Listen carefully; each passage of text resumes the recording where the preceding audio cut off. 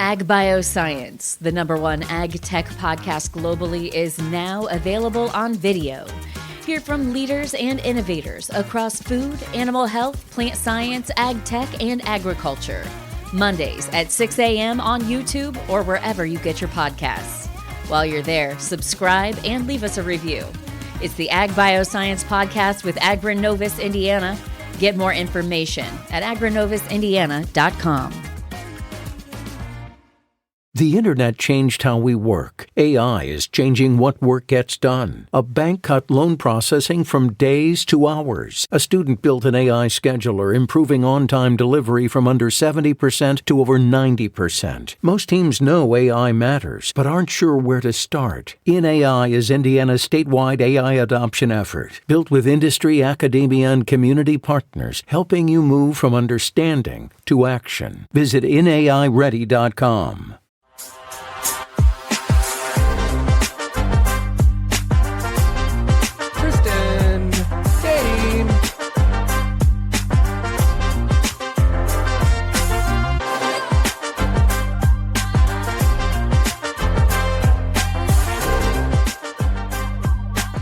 Hello, everybody. It's the Pete the Planner show. I am Pete the Planner, and this is the show.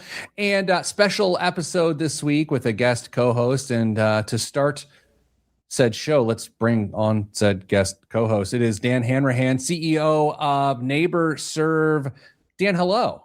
How are you? Great to be here.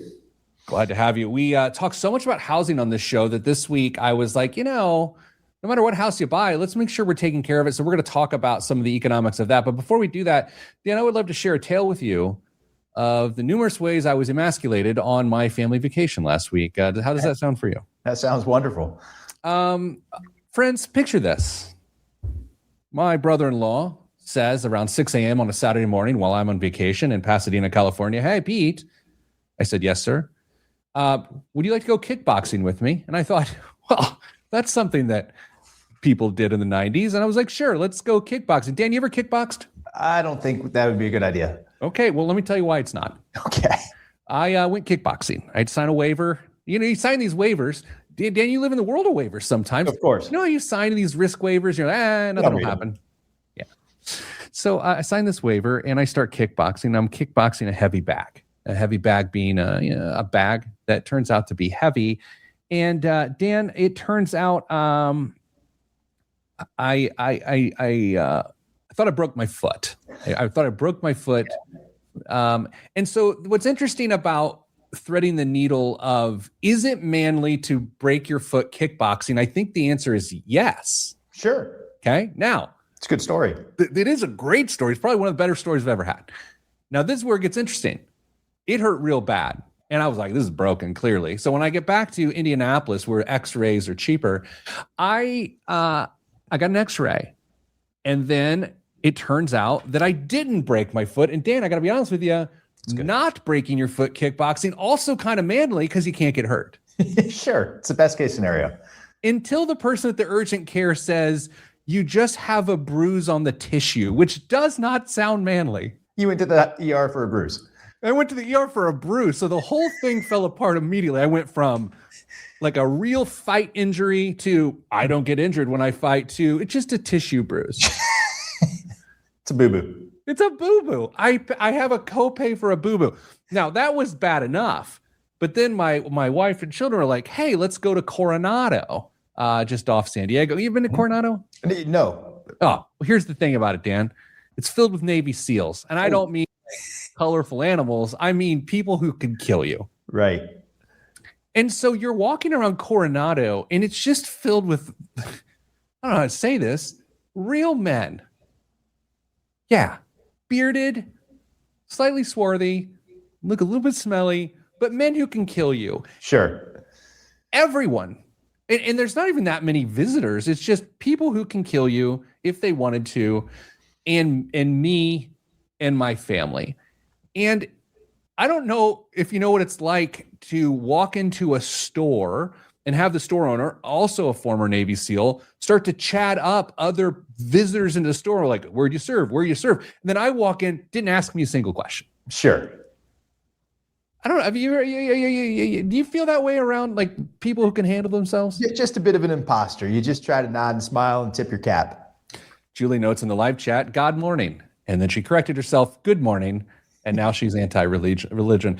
Dan, this entire show we're talking about, it's not even about home maintenance. It's just my Grandpa Dunn, may he rest in peace. He always used to tell my dad, you will take care of your life the way you take care of your bicycle. So when my dad was in his early teens, my grandpa, a World War II vet, was really into this idea that how you treat your bicycle is how you will treat the rest of your life. And I think in some respects that's true, because this show, we're constantly talking about these hundreds of thousands of dollars of purchases of these big homes and this and that. Sure. But then people misplay it when it's the most valuable thing in their life. And so this is your world. I think before we get started on the show, help me understand, Dan, is my assertion true? Do people buy these homes and sort of just let them go? It's human nature. It's, I think we tend to look at the thing that's causing the biggest problem, like what is an emergency, instead of thinking about how do I improve and maintain things. So it's like we're just busy solving problems and we just ignore it and go on with our lives until something like raises its hand and screams at you. It's just human nature. What do you think the best metaphor is for this? I've been thinking about this in pre-show. Sure. Is it your health? What is it?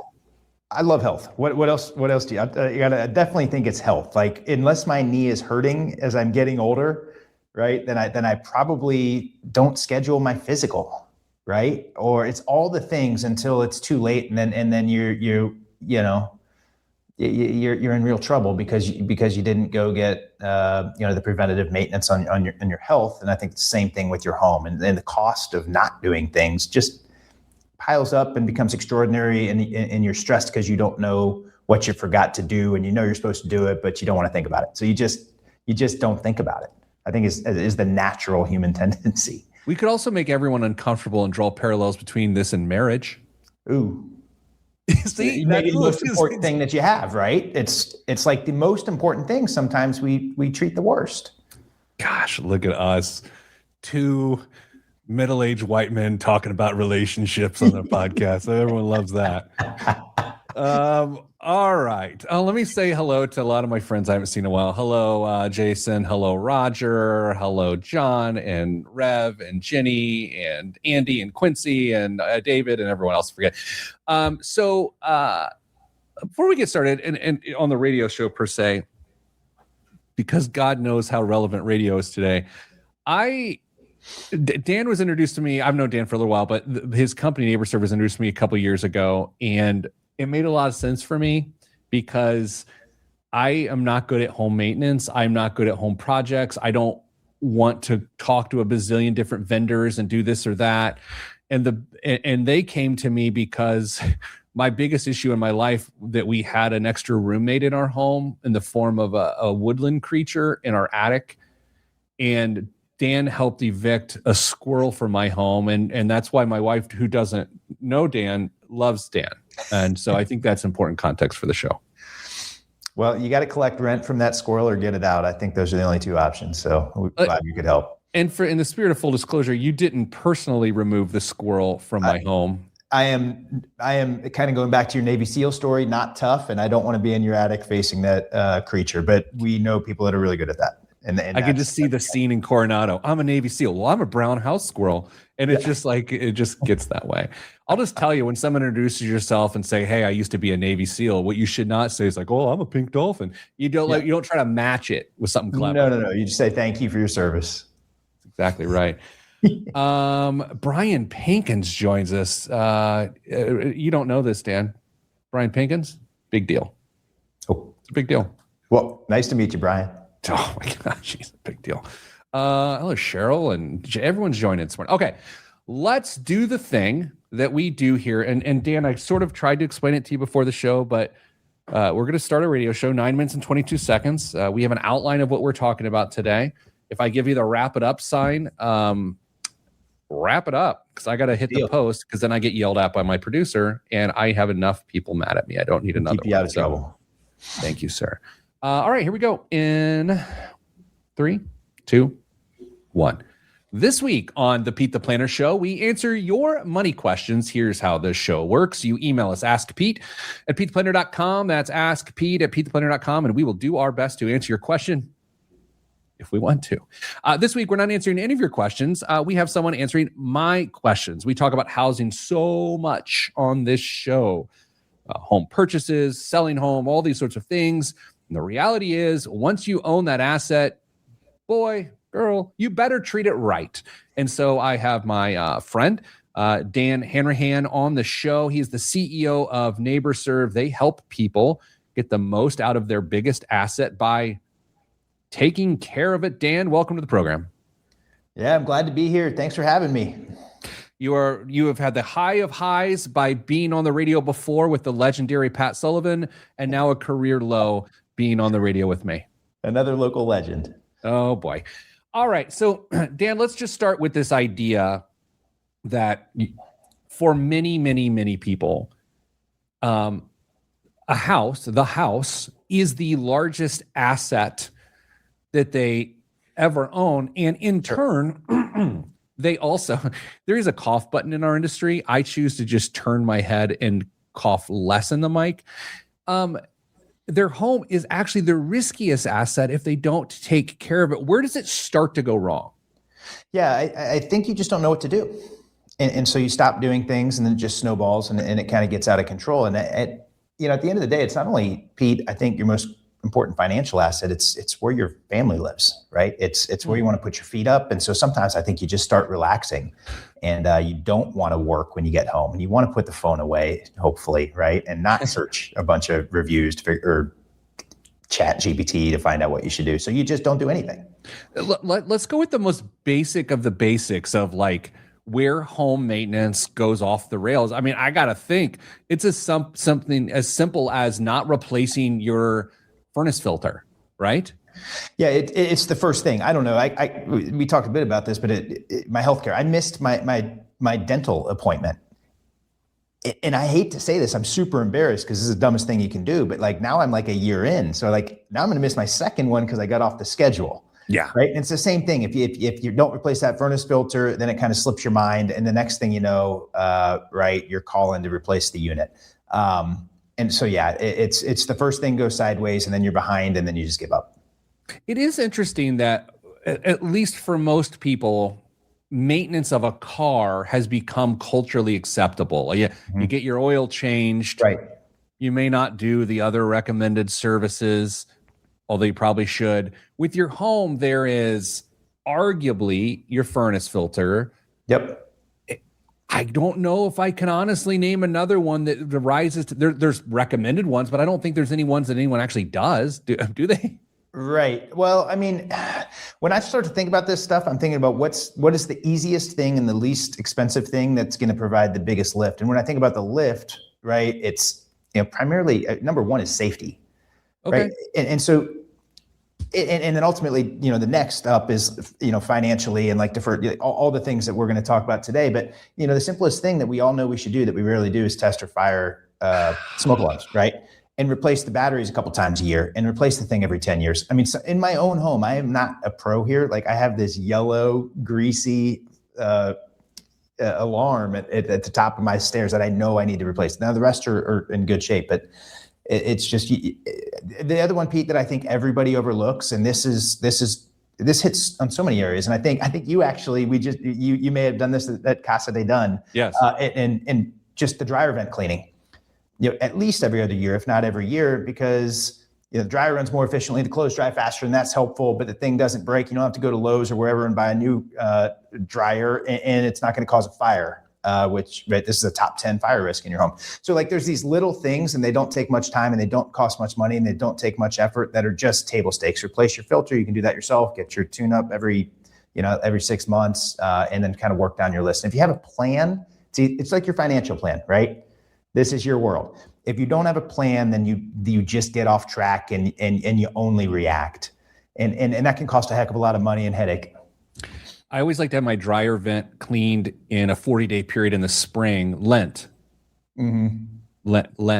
Lenten season. Lent. Okay. To bar that. All right. Let's talk money. There is a rule of thumb when it comes to home maintenance, and it is financially, and it's about budgeting the value of your home and how much you should budget for that home. And I'll be honest, as we try to help people afford homes and make decisions around here, oftentimes people will completely vanquish their emergency funds to move into a place. They look at the mortgage costs, they look at the property taxes, they look at the insurance, but they do not look at the upkeep. And depending on the age of your home, it's a lot of money. So what's the rule of thumb in terms of how much you should actually budget maintenance-wise for a home? Yeah, just looking at our stuff, talking with realtors, talking with inspectors, all the important people, right? The rule of thumb is 1% to 4% of the home value. And it's a wide range because the age of the home matters a lot and the complexity of the home matters a lot, right? The older the home, the more complex, the more it breaks, the more you should budget. So, but 1% to 4%, right? So if you've got just because I'm not a math guy, public math isn't my thing, but if you've got a $500,000 home, what does that mean? Well, that means $5,000 to $20,000 a year. You should just plan to be and across all three things, right? And this is to sort of like maintain your home, right? If you've got improvement budgets, et cetera, that's a little bit different. But 1% to 4% is the general maintenance rule. Yeah, let's slam on the brakes there because this is where, by the way, this entire show this week, y'all, is going to make you uncomfortable. Not because Dan is an uncomfortable person, because we're just going to be talking about things that we all know that we don't want to hear. And that is that if you have a $500,000 home, let's take it down to $300,000. Let's take the pressure off of people a little bit. Yeah. Go to $300,000. And it is 20 years old. We'll just go 20-year-old, $300,000 home. Guys, we're talking at least $12,000 a year, $1,000 a month in what is likely going to cost you to maintain it. Now, Dan, is this maintain it to the ultimate, or is it maintain it so it doesn't burn down? This isn't like, get your HVAC tuned up and, flush your water heater and get your dryer vent checked. Like that's included here. But there's also like every, 20 or 30 years, you're going to replace your roof. Yeah. Right. Your windows, something in your home, is going to break. Right. So it's preventative maintenance plus planning for some of the emergencies. Right. The more you do, the former, the less you have to deal with the emergency.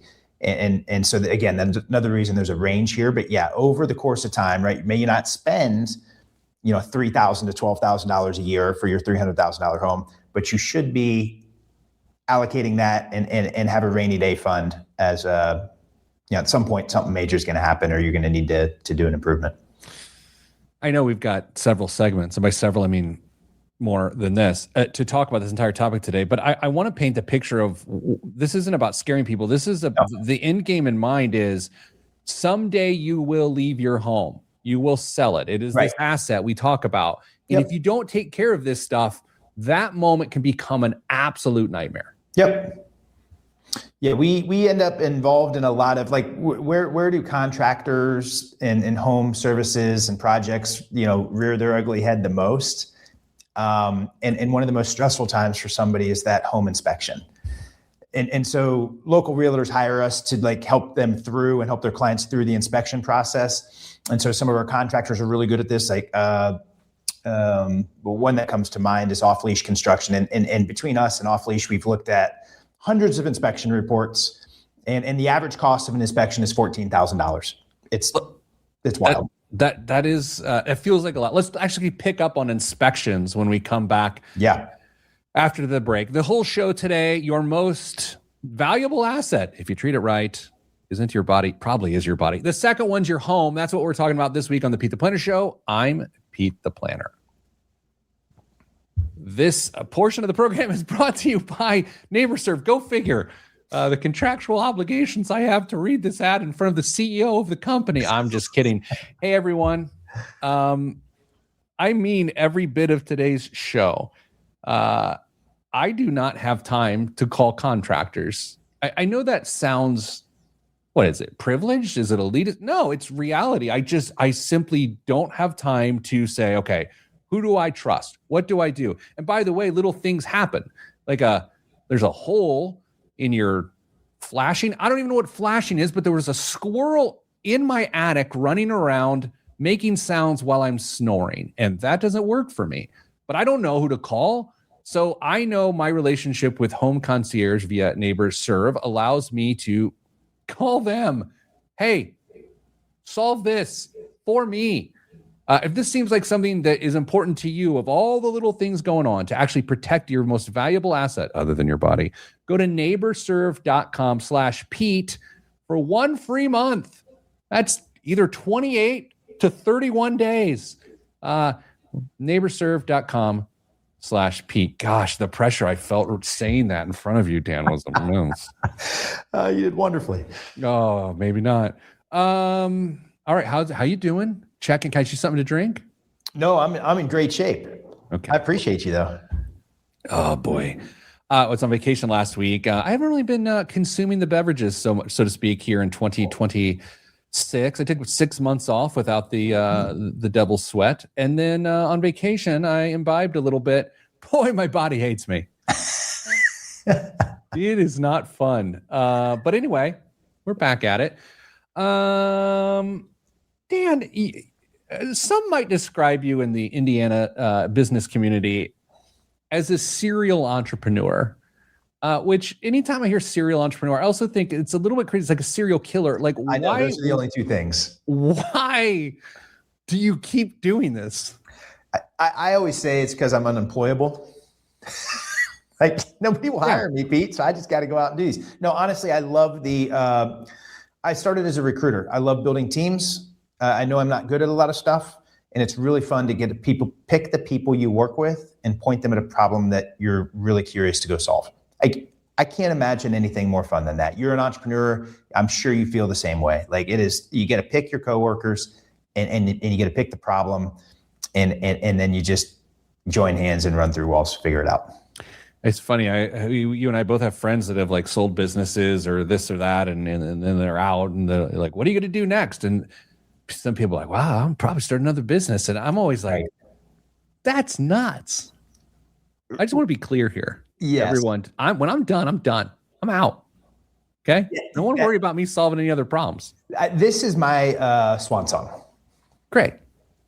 Like I love this. There's so much runway and new things to do in home services that if I get the itch to start something new, I've hired people that are good at the scale stuff. Yeah. And I can do the new things within NeighborServe to with our contractors and homeowners. So like, yeah, I get it. I think I've passed the threshold. I think I'm too old for another startup. Can I ask you a question that I didn't tell you I was going to ask you, but is a question you literally get all the time? Sure. And I don't really want to ask it on the radio. How do you tell the story or the difference between what you're doing and what former iconic business in Indianapolis, Angie's List, used to do? Sure. We all grew up with Angie's List. It's been a great company in Indianapolis, and they were acquired back in 2017. And so there's just this great home services community here, which is a big advantage. But at the end of the day, what anybody, Angie, Nextdoor, Yelp, Thumbtack, there's Google, it's all powered by advertising. So the contractors that pay the most money are the ones that end up in my home, and the homeowner doesn't pay anything. So when you're not paying for the product, you are the product. And so, in our world, we've built this based on trust. We've vetted 2,500 contractors. We've said yes to the top 5%. We refer 80 contractors ish. And some of the others can't be great or aren't great. They're just not right for us and our homeowners. And so if you start from a position of trust and you actually do that curation and the vetting and hold folks accountable, and that's all the difference in the world. People will wonder forever whether it was Jay-Z or Dan Hanrahan that said, if you aren't paying for the product, you are the product. Like that is. I go with Jay-Z. I think I stole it from there's like a podcast on social media that tried to talk about the dangers of social media and how the dopamines are being released so your children will never leave whatever TikTok that they're on. And whoever that was, one of the founders of some of these social media things was like, he said that. So definitely not a Dan Hanrahan quote. I'm not sure if Jay-Z said it first or that guy said it first. I also like when you're playing cards with your friends, if you can't figure out who the sucker is at the table, it's you. It's one of those. Yeah, that's me usually. People are always like, oh, come play cards. You're such a fun guy. You can entertain us all. And I'm like, you're entertained because you're walking home with my money. You're either bringing the drinks and the snacks or you're giving everybody your money. Those are the only two reasons they're inviting you. And I don't bring snacks. All right, let's go back to the show. I'm all out of snacks. In 3, 2, 1. Back on the Pete the Planner show, talking your most valuable asset. Here's the thing. I've been doing a financial radio show. Oh, I have to do math here. I don't know. It's 2008. For a little time, thousands of hours of yapping at you. And we talk, how do you build wealth? How do you become rich? How do you avoid debt? Here's the thing. None of that actually matters if when you get an asset, you don't take care of it. We look at our 401ks and our stock portfolios and all these different things, and we say, oh, is the risk adjusted? You have a home. If you have a home, there are risks that you're ignoring because you aren't taking care of your home. To understand those risks, we talked to today NeighborServe CEO Dan Hanrahan, also happens to be a sponsor of the program as well. Dan, prior to the break, we're talking about a home inspection. Sure. You're talking about in the buying process. Are you saying that a person should do a home inspection just as I've been in my house 10 years? Should I do a home inspection? Like, what are you talking about? I do think that's a good idea to every handful of years have an inspector have a look and give you the priorities. It's kind of like a physical at the doctor, right? But no, what we typically get, we do offer that through our inspectors. But at the end of the day, it's when you go to sell your home, the buyer is going to do an inspection, and that buyer's inspection report is going to expose all of the warts that you've tried to cover up over the years, right? And so on average, those things end up costing a homeowner $15,000, $14,000 to $15,000, and it's a lot of it is preventable. The inspector's always going to find something. That's kind of their job, which we joke about, but it doesn't have to be $14,000 or $15,000. Okay, so I know you said you don't like doing public math, and I'm not going to ask you to do public math, so we can talk about this conceptually, though, because this is what you just said that. So the average cost of repairing those issues is $15,000 or so. That's right. Yep. Well, here's what's interesting. If I'm paying 1% to 4% a year of my home value to then prevent the $15,000, the math doesn't feel like it maths. Because that's every year I'm in the home paying 1% to 4%. But the harsh reality of this is, if you don't do the home maintenance, one mechanical can cost you $15,000. Like it is crazy. It's think about, like, your audience is financially savvy, right? They're coming to learn from you on that. And so like deferred maintenance, like just ignoring it, I think a lot of us think it just saves us money, right? Because like, in the minute it does, but it's kind of like taking out a loan, right, against your future self. And like the interest rate is just, it's brutal. And so, yeah, like at inspection, you might be paying $15,000, or, there's others that are paying, the top 10% were $67,000 and above. Right. And so those are like when you find the foundation issues because you didn't, replace the gutters and water got into the foundation and you didn't do the drainage and address those things over the years. But it's not just at inspection. If you don't sell your home for 10 years, you're likely going to have those issues pop up. Like you don't check your sump pump and test that and replace it on a routine basis. And you have a $10,000 water event in your basement. And so it's not just like, that's just the last kick in the gut as you're leaving that house, but you've been absorbing blows to your kickboxing analogy all along the way. I like that you say water event, like it could be a fun event, like Arthur Fonzarelli jumping over a shark and water skis, like a water event. It's a little neutral, pal. Like a water crisis. It's not a drowning, but it's not good. Okay, let's go to sort of some real world examples where the lack of maintenance leads to something, because again, my goal is not to scare anybody today. Right. The best case scenario, this show is over. People head to the hardware store, buy this or that, and get to work. So let's start with the one I've literally never done. Okay. But then you get into ladders, and that's a whole other show. Right. Cleaning gutters. Like, okay.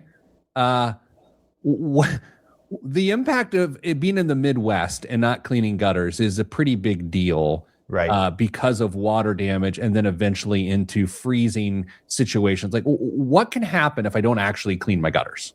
Yeah, right. I mean, at the end of the day, it's water damage. Water's not being routed away from your home. It's getting into the soffit, the siding, and ultimately into the ground and into your foundation. And those are some of the foundation repairs are the worst because they cost a lot and you don't enjoy anything from it. And right? does insurance pay for foundation repairs? No. And a follow-up question, does anyone know what a soffit is? It's just that, your roof comes down and it's a little thing underneath your roof, that little piece of wood that, foot 2 feet wide. I'll tell you, it's what squirrels can chew right through them. All right. So we got that. Yeah. Now we get into caulking. Okay. Caulking, replacing caulk. I don't think, other than we had our house painted, I don't think I've ever replaced caulking around my windows. Yeah. What am I looking at? Because I haven't done that. Right. Again, it comes down to water, right? And obviously you're losing energy if you have cracks, in your windows as well. But it really comes down to water damage. And in Indiana, like most places, like the average age of a home is getting older and older. I think across country it's 40 years. So if you live in Indy, you probably have old wood windows. And if that caulk isn't up to speed, then you're going to also replace your windows pretty quickly when that water gets in there. Humans' biggest enemy is moisture. You should put that on your website. What do you think? Moisture. Moisture is man's biggest enemy. What's interesting about this whole entire conversation? I was just in California last week, staying with a friend / relative. Isn't it nice that I call my relatives friends? And their home is over 100 years old. Cool. Absolutely. It has more character than Trudy Chase. Like, it is unbelievable the amount of character this home has. There's a multiple personality joke that seemed really rude. So like when someone has 100-year-old home, people living along Meridian Street in central Indiana, like, we're not talking 1%. We're talking major bucks to stay in that thing. Yeah, slate roofs, copper gutters, older systems, wiring, plumbing, sewer lines, those things. Like, those homes are amazing and they're beautiful. And this, again, Pete, I worry a little bit that if you talk too much about this, people just get scared and don't do anything. And there's plenty of ways to prioritize. It's like your budget. If you have a plan, you understand what is unique to your home. Right. And then you just have, here's the basics. Here's my wish list. Right. You got needs and wants. Right. And your needs, you got to cover those things in finance. And then you're putting some money aside for those wants, for the vacation. Right. Or for the outdoor patio or those other improvements that you can enjoy and also may increase the value of your home. So it doesn't mean it's scary. It just means you got to understand where you're living and what those implications are and have a plan, to go out and take care of it.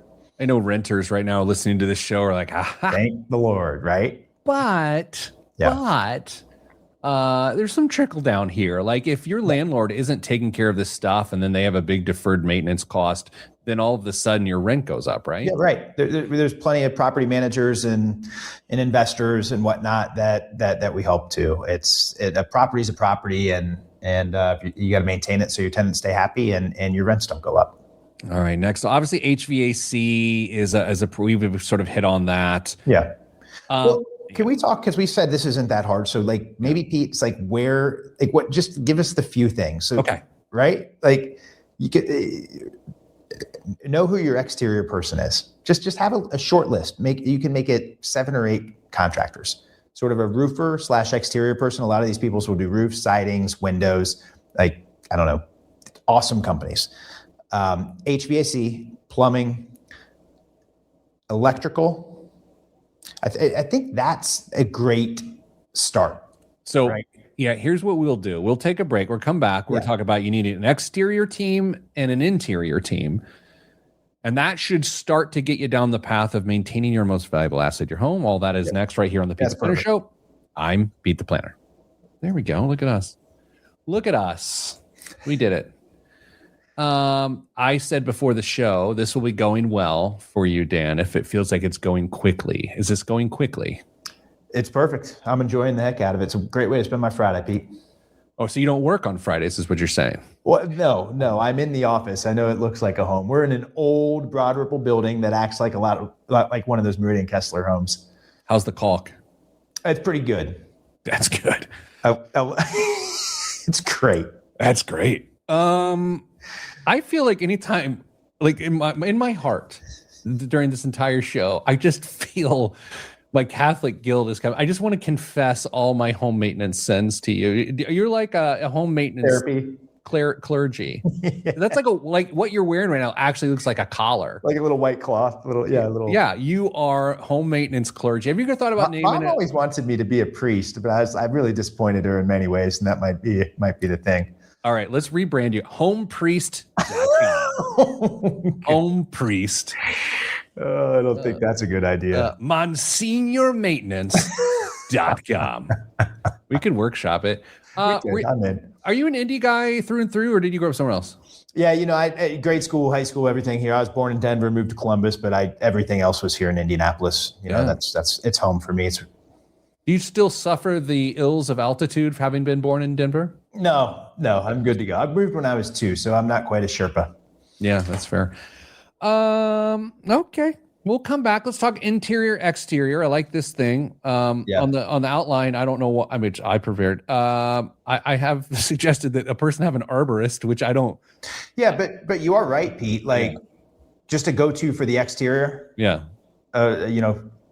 Whatever it is you don't want to do. If you love mowing your grass, mow your grass. If you don't want to mow your grass, they're at your house every week anyways. It'd be cool if they did some other stuff. I just feel like it's really caramel to have an arborist. Yeah, that is an arborist, but you probably, especially when you get to that home sale, right? I mean, You're going to want to do the mulch, make the grass look good, plant a couple of things. Like you don't have to maybe have an arborist every year, but if you got giant trees hanging over your house, maybe you do. Dated a girl in high school, which is never a great topic for this show. I like that lead in. And gosh, I should abandon ship here. Other than to say her father was an arborist. Okay, Let's leave it at that. Let's just drop out of that. Yeah. God, I could have gone. All right, in 3, 2, 1. Back on the Pete the Planner show, talking about taking care of your most valuable asset. No, not the vessel that is your body. No, not your Bugatti. No, not your SEP IRA. Your home. Homeowners.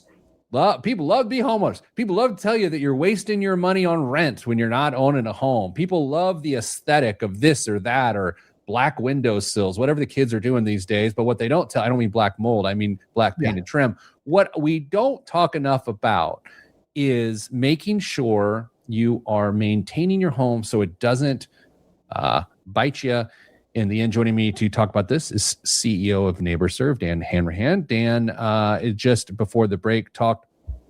You kind of need to break down, like, I want to, not even contractors, vendors, whatever, as it relates to the exterior of your home. And then there's the interior aspect. So let's revisit exteriors. I think about the outside of my home.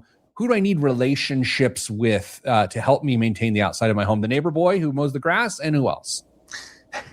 Right. So roofing, your roofer hopefully does siding and windows as well. Those are normally lumped together. So know somebody good. You're going to have some issues. You're going to need some repairs and start that relationship. Can I hit time out on that? Because I have questions on roofers. Like, again, who knows what's about to happen? Yeah. I feel like there's a few people in this world that pray for hail. And I think there's like this seance during storm season that roofers love hail. Is this right? Well, honestly, there are like storm chasers, literally people that come in from out of towns after major storms and try to work with insurance companies to replace your roof. I think this is a good place to maybe talk about like why you build a relationship, because when you have an emergency or when you have something, you want to know who these people already are and trust them with the small stuff. So, to trust them with the big stuff. Like that's the key. And maybe like how you find those people, right? And making sure you have enough time to sort of build that list. When I bought my house, I had asked my realtor, right? The realtor, their job is to have good relationships and help you out. And we work with a ton of realtors now, right? But then kind of going down the list, if you need to, like, if you have water coming in your basement, you probably don't have time to ask your realtor, go ask your neighbor. There's referrals or what always has worked. Instead, what are you going to do? You're going to hop online and you're going to find whoever bought the ad for roof replacement after the hailstorm. That is not the company to go hire, right? So roof, plumber, electrician, HVAC, and somebody that you trust with the exterior stuff, whether it's lawn mowing and mulch and sprinklers and gardens and arborists or whatever, but just kind of your main go-to on the exterior of the home. And just to make sure people heard you, because the crackle of FM radio can get you from time. Dan did suggest an arborist, not an arsonist. Yeah. Now, you did say something about realtors, and I had a take a few years ago that got a lot of heat, but I still believe it, that one of the most valuable financial advisors you can have is a high quality realtor. Yeah. And people don't like to hear that, because people like to look at realtors and they like to look at their glamour shots and their signs with the pictures of themselves and all these sorts of things. Mm-hmm. I'm not making this up. These are things. No. But Dan, to your point, like, your realtor is helping you with the largest thing you will ever own. Yeah. We have to take that process seriously and ensure that they have the network to serve you. Do you know the number one reason that a pending home doesn't close? I can't think of anything funny. What's the answer? Well, I'm guessing I would have thought you would have guessed financing, right? Oh, maybe your lender doesn't come through, but actually it's problems with the inspection report. And so the person that can help you through that is your realtor, right? And so normally they help you through that process. It's a blast. We get to do all that work. So like Century 21 Sheets hired NeighborServe to solve the contractor problem for their agents. It's why new agents quit, because inspection reports are hard. And it's why established agents selling the biggest homes have the best networks of contractors, but the least amount of time between closings. And so your realtor, like, I think one of the biggest values they bring is how they help you through inspections. And then maybe saying, hey, Pete, I know that pool looks really good in that house, but maybe you don't want to buy that one, right? It's going to cost a lot to maintain. It looks like you're going to have to do the liner right away. That's the realtor I want, that's helping me make sensible sort of decisions in buying my home. And then it's who I can call and who I trust, in between those sales. Like, it's such an emotional thing, changing homes and then the maintenance part is just, that's what we're talking about today, right? Let's find a home that we don't have to spend our lives maintaining. I'm a little embarrassed, but also it's just colored by what the experiences I've had. Like, I never considered that, yes, your realtor is going to negotiate and help you figure out the right price and all that. But ultimately, when something goes wrong, it's like any other professional. You hire a professional for when something goes wrong, and it's that inspection report comes back, you're freaking out, and they just go, we got this. Well, think about it, Pete. What happens in your inspection report, you fix like 5 things, but there's 50 in there. Yeah. And then you remember that the caulk around your windows wasn't great, but you didn't do that. And then you were going to do it right after you closed, but then you had to change schools and move like all the stuff, and you just don't do it. And then you're like, oh, that was on my inspection report. 3 years later, you're going to call your realtor, and the realtor realizes it's a great opportunity to provide value and build the relationship. And so those are the kinds of people that you want on your list, and that can help you just prioritize and work through stuff. If you forget, maybe they're even reminding you. There's I grew up in a plumbing family. With a plumbing business, and yet the one home maintenance thing I've never done, and I regret it every time I don't do it when I have to get a new unit, is draining my water heater. Yeah, there's nothing, maybe more frustrating or expensive than you show up and the bottom's rusted out. Everything has a life too, and just knowing the age of your stuff. Here's the other, how are people doing this? Like a spreadsheet, a drawer full of manuals. Like, how do you do it, Pete? Like, I have a drawer full of people named Manuel, and no, I like everything in my life, and this is, I just keep it in my head, but I don't keep it in my head because I was talking to one of your colleagues at NeighborServe the other day, about a month ago, and they were asking about draining the water heater, and I said, oh God, I haven't kept up with that, and they said, well, don't do it now, based on the age of what your unit is, because it actually make the problem worse. Right. And now, frankly, I use NeighborServe, but there's a dumb drawer with manuals. It's not even the junk drawer. It's next to the junk drawer, and it's just manuals I've never looked at. Right.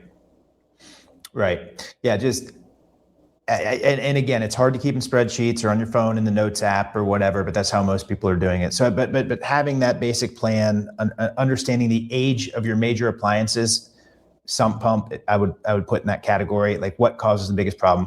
Water. We've talked about that. Sump pumps, the water softener, the water heater, anywhere where the bottom rusting out of that thing leads to a big problem for me. Those are the things I want to furnace. Those are the things that matter, right? And just you can maintain them to a certain point. At some point, they're going to fail, and what's the cost of failure? And then everybody's got their different matrix for how they make those decisions. But replace your old stuff occasionally. Here's going to be likely a question you don't want to answer, but if you choose to, prepare for the controversy. Is there an archetype of a person that is the best at home maintenance, whether it's a profession, a way of thinking? Like I can take a certain profession or age, I can say this person does this or that, stereotypes. Is there a person that's really dialed in on doing what you've said today the best? Yeah, well, I think it probably starts with the hands-on DIY people, so contractors. But that said, our contractors, when they're a part of NeighborServe, they also get NeighborServe for their team. And even a plumber and electrician may not want to mow the lawn or get on the roof, right? And so everybody doesn't want to do everything. The second one that I would say is where all my other friends are, which is in technology. Yeah. Because we like to try to solve problems on our own. We're high DIY, high tech. So, those are the people that, tend to be a little bit more proactive about things. All right. This was enlightening. If people want to learn more about how NeighborServe sort of solves these challenges, where should they go? Yeah, just NeighborServe.com. We're here in Indianapolis. We're easy to find. All our team is here locally. Would love to have those conversations, and just don't be scared. It's not hard. You should be able to enjoy your home, not stress out and spend all your time and money on it. Don't be scared is the answer. All right. So listen, we're going to take a break. Coming up after the break, biggest waste of money of the week. And today I read the news. All that's next on the Pete the Planner Show. I'm Pete the Planner. Okay. One segment left. Just so you know, Dan, and when the show ends, I will say, I don't know how you know how this works, but we will be done with the next radio segment. Then we'll talk for a little bit. Then I'll say goodbye to our audience. And then you just hang on and you and I get to talk backstage. Okay. Fair enough. If you're so moved, or you just flip the bird and hang up, whatever you want to do. Good. Let's check in with the audience. Let's see how everyone's doing here. Rick Swink made it in late. Former college classmate Nick Bogan says hello. It's a good time. We get to every week on the show, Dan. I just get to meet up with old friends and new friends and all these sorts of things. I did have a listener from New Jersey email me this week. I'm gonna pull up their email here. Some follow-up on the power percentage episode, which was fun. So John from New Jersey emailed, and he said, say hi to your two co-stars after a very long email, and most of all, God bless Mrs. Planner. Boy, that's the truth. That poor woman. All right, well, let's wrap this thing up with the biggest waste of money of the week. I got to do a couple technical things here real quick, but I'm a tech founder, so it shouldn't be an issue whatsoever. Oh, that ain't it. Here we go. In 3, 2, 1. This week's biggest waste of money of the week, right here on the Pete the Planner Show, is the Nike Vomero Premium Running Shoe. That's right. Connor Mance holds the American Marathon record, a 2 hour and 4 minute and 43 seconds that broke some other gentleman's 23-year-old mark. Nike enlisted Connor to test 5 prototype rounds of the Vomero Premium gathering feedback on cushioning, upper support, and fit before the shoe reached shelves. Built to replicate the reduced impact feel of anti-gravity treadmill, Nike gave the Vomero a 55 millimeter stack height, the tallest of any running shoe in the lineup, designed for slow recovery miles on pavement. Before I go much further, Dan, are you a runner by chance? No, but I'm 5'10", and I think that might make me 6 foot. So I think, I don't know. I kind of like it. So you're into the concept of the thing. So that is a good thing. Here's my take on this. We're in a scenario in which this running shoe can help you break the world record. Okay. Perfect. If you are a good runner. Sure. But most people should not be running for speed because you'll just hurt yourself. Right? And at that height, it's like running on stilts and you will hurt yourself. So what do you think it costs to have a shot at breaking the world marathon record. What do you think a pair of Nike Vomero premium running shoes cost a brother? I'm going to go with, just because I know it's a waste of money, I'm going to go with, and I've never spent more than this on a shoe for sure. I'm going to go with $200. You're close. 230 American dollars to make you feel like you can break the record. Or to make you 6 foot tall in my case. Oh, yes. I know, that would be nice. I would enjoy that. All right. So let's go to the news. This week's headlines. Now, here's the funny part about all of this. I usually don't read the news. My colleagues read the news. But today I'm doing it on their behalf, and here we go. Home prices hit another record while home sales fall. Apparently, the American housing market has decided to become both expensive and unpopular at the same time. Existing home sales fell in June, even as the median home price climbed to a record $440,600 American dollars. Buyers are saying, "I'll wait," while sellers are saying, "Not at my mortgage rate." It's the real estate version of an unstoppable force meeting an immovable object. So what's fascinating is that both sides think they're being rational. Buyers are waiting for rates to come down. Sellers are clinging to their 3% mortgages and refusing to move unless they absolutely have to. The result, fewer homes on the market, fewer sales, and prices that refuse to budge. The question for you, Dan, isn't just when will rates fall, it's whether Americans have permanently redefined what normal housing market looks like. You are in the housing world. What do you think about this? Yeah, and it's even more profound in Indiana because there are more and more out-of-state investors are looking at our market as a really attractive, price point, right? So who knows? It's clear that the power sort of shifted to the buyer a little bit. Maybe a good time to be a buyer, but typically that means that prices are good, and it doesn't seem like prices are going down. So it seems like bizarro world, right? So again, you're in the home world in central Indiana. Is that out of state, out of country buyer thing? Is that a real thing? In my neighborhood, there's a handful of homes, which, there's not a really strong HOA. So like I'm literally seeing, you read something, but it has literally happened in my neighborhood. So I don't know how big of it, it's probably fewer construction starts, more people staying put, interest rates being high, all those things that you mentioned. But at the end of the day, it's, the power shifted a bit to the buyer in terms of once they get to the closing table, even though the price is high, right, they have a little more negotiating power.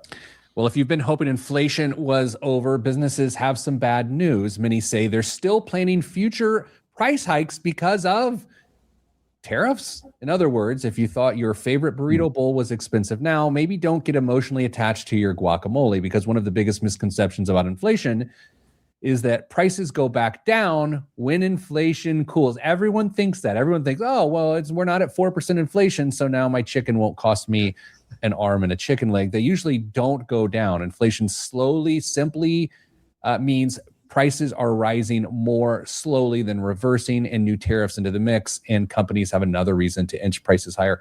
When you think about our ongoing inflation issues in this country, Dan, how often do you think businesses are hiding behind it and just squeezing out more margin? Do you think it's a thing? I think that's a thing for sure. And once prices go up, like you remember back during COVID when lumber went through the roof, I got fascinated with lumber and started a mulch company. I remember that. You remember that? But the price of lumber never really came back down. I mean, it's sort of like, it's never going back to where it was. So once to your question, the seller has a higher price point, they're not going to give all that margin back. Right? I don't know. You're the expert here. I'm just making stuff up. I don't think people listen to this show because I'm an expert. They listen. I don't know why they listen. Now, the Fed has a new inflation worry, and that is AI. Remember when artificial intelligence was supposed to make everything cheaper? Well, one top Fed official says the opposite could happen. If AI sparks a massive investment boom, it could actually fuel inflation and keep interest rates higher for longer. Apparently, even robots can't escape the economy. Now, this is a nuanced thing. Yeah. If the economy gets too hot because of AI, then we could spark inflation. I don't know if I buy this one. I'm thinking to try how to correlate it. Like I just go if all the electricians are building data centers, does that mean that it's more expensive for me to, replace my panel at home? I don't know. Yeah, this is interesting, right? Because there's these schools of thought around AI. One, they're going to steal the jobs. Then there's the one I just can't get my head around, that it's going to make everyone wealthy. Have you explored those articles or think pieces? Yeah, and maybe none of it is true. Maybe some of it is true. I just go back to like Wall-E. I don't know if you ever watched. Yeah. So I watched that movie, and like, are we all just going to be sitting in the chair and the robots are going to do everything eventually? Probably not. Yeah. But yeah, gosh, Pete, we use AI and we try to make our world a little bit better incrementally and at work and at home. But some of the doomsday and utopia prophecies are maybe just headlines. I don't know. Final headline of the week. Microsoft cuts thousands of jobs, even in the AI era. Microsoft announced another round of layoffs, about 4,800 jobs, even as it pours billions into artificial intelligence. The company insists AI isn't directly replacing those employees, but it does raise a bigger question. If the future of work is AI, what does that mean for the humans? And it gets right back to this. Like on this show before, we've talked about these humanoid robots that are your home maintenance people that like live with you and do all of these things. And like, I don't know. I mean, I think about your company, honestly, NeighborServe, Dan, and I think about how you use AI to enable humans to do better work. Right. I don't think about AI being used to replace humans. Even and it's not, here's the thing, it's not just big companies. Like we have plumbers and electricians and lawnmowers using AI and now competing with the big guys because they don't have staffs and teams to do all those things, but now they have agents that can do it. And so it's not just it's how do you make the small business more competitive to me? Like I love small business and it's just absolutely exciting to sort of see some of these, you wouldn't think that your lawnmower was using AI, but they have more options available now. I think about this too. Think about one of your contractors going out, let's say it's a plumber, and they come across a shower valve or something that they never worked on. They take a picture of that shower valve. Yeah. AI says, oh, this is the Moen 342, and here's what you do. Yeah. That's very real. We tell customers all the time, like take a quick picture of your appliance tag and we'll load it up and into their home hub and share it with the appliance contractor that can help. Yeah, you just have to know what the problem is and who to call. All right, that's all I have for the news this week. All right, Dan, this was fun. Thanks for doing this. We often talk again on this show. Like all the emails we get these days are about, should I buy this house or that house? I'm not a realtor, but a house is a larger financial decision, and maintaining the home you own is the biggest passive financial decision people do or don't make. So CEO of NeighborServe, Dan Hanrahan, thank you so much for joining us today. It was a lot of fun, Pete. Thank you. It was fun. All right, next week, I don't know what's going to be on the show next week. I got to be honest in a couple different ways. Number one, it may not be at the normal time because I'm going to be out of town, but we'll see what happens. Probably on Friday, but for radio listeners, it's always the same time. Send you good vibes because good vibes is all that's in the budget. I'm Pete the Planner. This is the Pete the Planner Show. I love that I'm telling the radio listeners that I don't know what time the show's going to be, despite the fact that it's always the same time on the radio. Always the same time, right? I just get in my way nonstop. That's what I do. It's probably hard to balance between the two. It's fascinating to watch you do it. You do a great job. Here's how I do it. It's Kirkland's signature cold brew coffee, 100% Colombian Miguel. It will take, so this Jaguar on this can, I don't know if you can see it. It's I named it years ago Miguel because it puts its claws into me and it gets my brain ripping. Anyway. So hopefully this was not regretful for you, Dan. No, it was great. You're a pro. It's fun. Good conversation. Sometimes I feel like the man behind the curtain pulling all these different levers as the show goes on. But anyway, hey, everyone. Thanks for joining us. Oh, look, another Pike guy. Steve, like Pike guys are through. Where'd you go to high school, Dan? I went to Cathedral. Cathedral? I was going to guess Cathedral or Chittard because I got kids at Chittard. So I kind of crossed enemy lines a little bit. They're both great spots. Let me tell you, I have both Chittard folks and Cathedral folks that work here at Your Money Line. They're just good people. They're just good people. All right. That's it. Everyone else, we'll see you sometime next week. We'll let you know. Don't freak out. And in the meantime, stay getting money.